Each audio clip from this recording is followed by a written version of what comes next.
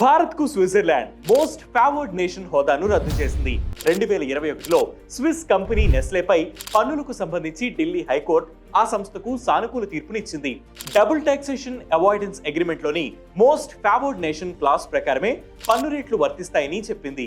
ఈ తీర్పును 2023 October 19న supreme court మార్చింది.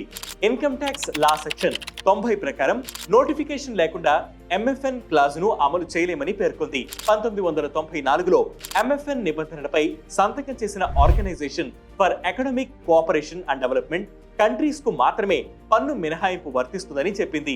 నాడు సుప్రీంకోర్టు నెస్లే కంపెనీకి వ్యతిరేకంగా తీర్పునివ్వడంతో ఇప్పుడు స్విట్జర్లాండ్ భారత్ కు ఎంఎఫ్ఎన్ ను రద్దు చేసింది. ఈ హోదా రద్దు చేయడంతో భారత్ కు కలిగే నష్టం భారీగానే ఉండనుంది.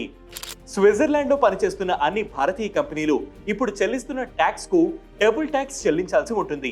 ప్రస్తుతం 5% ట్యాక్స్ చెల్లిస్తే జనవరి 1, 2025 నుంచి 10% ట్యాక్స్ చెల్లించాల్సి ఉంటుంది. అక్కడున్న మన కంపెనీలకు ఇది అదనపు భారమే.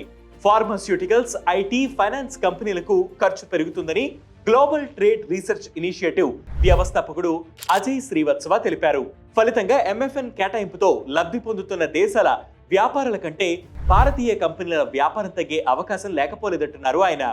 ఓఈసీడీ లిస్టులో 2020లో చేరిన కొలంబియాకు పన్ను మినహాయింపు ఇచ్చిన భారత్ తమకు మాత్రం ఎంఎఫ్ఎన్ వర్తించడని చెప్పడంతో స్విట్జర్లాండ్ హర్ట్ అయ్యింది.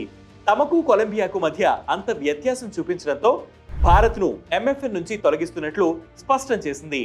స్విట్జర్లాండ్ తీసుకున్న ఈ నిర్ణయం భారత్ పెట్టుబడులపై ప్రభావం చూపనుంది. ఫలితంగా భారత్ వ్యాపారాలకు ఇది నష్టం తీసుకొస్తుంది తప్ప మినహాయింపులైతే ఉండవు.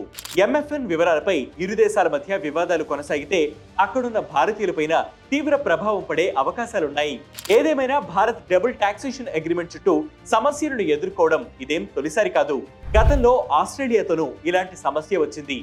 పక్క దేశాలతో వ్యాపార ఒప్పందాలపై భారత్ దృష్టి సారించి వ్యూహాత్మక విధానాలను అనుసరించాలని జీటీఆర్ఐ ఫౌండర్ అజయ్ శ్రీవత్సవ అభిప్రాయపడ్డారు. ఇది వాటి ట్రెండింగ్ ఎక్స్ప్లెయినర్. ఇలాంటి ఎక్స్ప్లెయినర్స్ కోసం ప్రతిరోజు వెయిట్ న్యూస్ యాప్ ని ఫాలో అవ్వండి. Wait news Telugu YouTube channel ని సబ్స్క్రైబ్ చేయండి.